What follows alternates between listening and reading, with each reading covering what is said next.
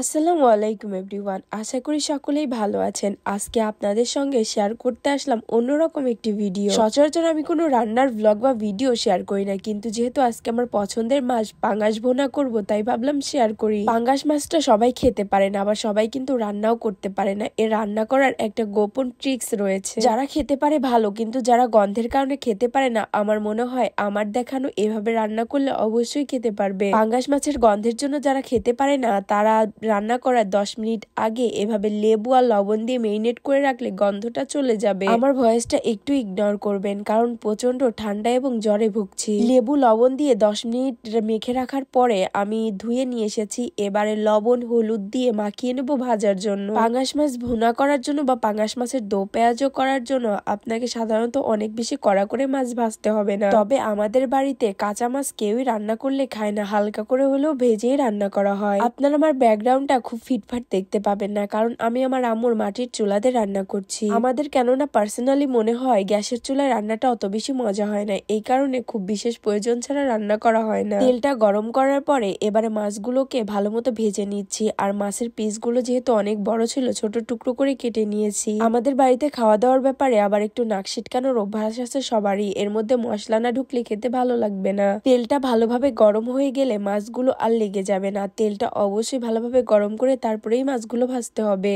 মাছের ভুনা করার জন্য মাছটাকে হালকা করে ভাজাটাই বেটার, কড়া করে ভাজলে খেতে একদমই ভালো লাগে না। মাছ ভুনা করার সময় মানুষ আলু দেয় না, কিন্তু এটা একদমই অপশনাল। আমাদের বাড়িতে আলু ছাড়া কোনো তরকারি কেউ খেতেই পারে না। আর যদি হয় সেটা নতুন আলু, তাহলে তো কথাই নেই। আলুগুলো ভেজে এবারে এক এক করে তুলে রাখলাম। আপনি মাংস ভুনা করুন বা মাছ, তার মধ্যে অনেক পরিমাণে পেঁয়াজ দিতে হবে, তাহলেই টেস্টটা বেড়ে যাবে। পেঁয়াজ আমি বেটেছি, কিন্তু খুবই অল্প পরিসরে। এবার এই 2-3টা চেরা কাঁচামরিচ আর পেঁয়াজগুলো একটু সোনালি ব্রাউন করে ভেজে নিতে হবে। পেঁয়াজ মরিচ যখন আপনি ফোড়নে দিবেন, তখন এর মধ্যে যদি একটু পরিমাণে লবণ দিয়ে দেওয়া যায়, তাহলে তাড়াতাড়ি এটা সুন্দরভাবে ব্রাউন হয়ে আসে। পেঁয়াজটা ব্রাউন কালার হয়ে গিয়েছে। এবারে এর মধ্যে একে একে সব মশলাগুলোকে অ্যাড করে দিব। প্রথমেই দিয়ে দিলাম আদা এবং রসুন বাটা, আর এখানে রয়েছে মরিচ এবং পেঁয়াজ একসঙ্গে বেটে রাখা তা পাটায়। কয়েকটি চেরা মরিচ আলাদা করে রেখেছি, এটার প্রসঙ্গে একটু পরেই আসি। ভুনা করার সময় আপনি মশলাগুলোকে যত ভালোভাবে কষাতে পারবেন, ততই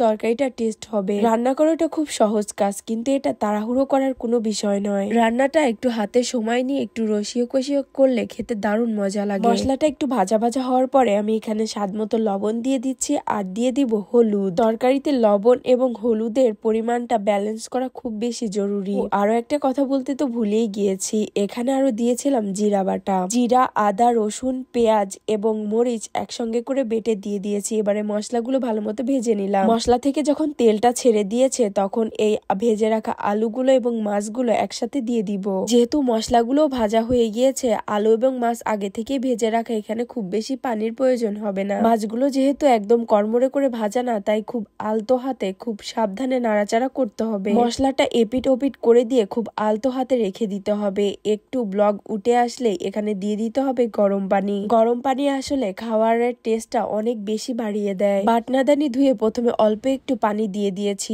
যখন এটাতে ব্লগ উঠে যাবে, তখন পরিমাণে ঝোলের জন্য পানি দিতে হবে। আমার কিছু ভুল ত্রুটি থাকতেই পারে, যেহেতু আমি প্রফেশনাল রাঁধুনি না, আম্মুর কাছ থেকেই শেখা। আমার যখন হঠাৎ করে মনে হয় আমি রান্না করব, তখন আমার ফ্যামিলির জন্য আমি এভাবেই নিজে হাতে রান্না করি। তরকারিটা ফুটতে শুরু করেছে। এখানে যে আস্ত কাঁচামরিচ গুলো রেখেছিলাম তা দিয়ে দিলাম, এতে অনেকটা ফ্লেভার আসে আর টেস্টও বাড়ে। আর মেন একটা কথা, আপনি যখন ভুনা খাবার রান্না করবেন, তখন অবশ্যই চেষ্টা করবেন রান্নার শেষের দিকে ভুনা তরকারি ছাড়া গরম মশলা খুব বেশি একটা ব্যবহার করা হয় না, কিন্তু ভুনা করার সময় শেষের দিকে জিরা এবং গরম মশলার গুঁড়া ছিটিয়ে দিলে খাবারটা খেতে অনেক বেশি টেস্ট হয়। এখন আর কোনো কাজ নেই, সবগুলো একটু নেড়েচেড়ে মিশিয়ে দিয়ে চুপচাপ বসে থাকতে হবে একদম গ্রেভি হওয়া পর্যন্ত। যেহেতু এটা ভুনা তরকারি, এখানে ঝোলের কোনো আকারোকারি থাকবে না। এই তো রান্নাটি শেষ। এক প্লেট গরম গরম ভাত আর পাঙ্গাস মাছের ভুনা নিয়ে নিয়েছি। এবারে সবাই একসঙ্গে বসে চুলার পাড়েই খাবো। তরকারির কালারটাও কিন্তু দারুণ এসেছে। আপনাদের কাছে ভিডিওটা কেমন লাগলো অবশ্যই কমেন্ট করে জানাতে ভুলবেন না। পাঙ্গাস মাছ কার কার পছন্দ অবশ্যই কমেন্ট করে জানাবেন। তো আজকের ভিডিওটা এই পর্যন্তই। সকলে ভালো থাকবেন, সুস্থ থাকবেন। আল্লাহ হাফিজ, টাটা।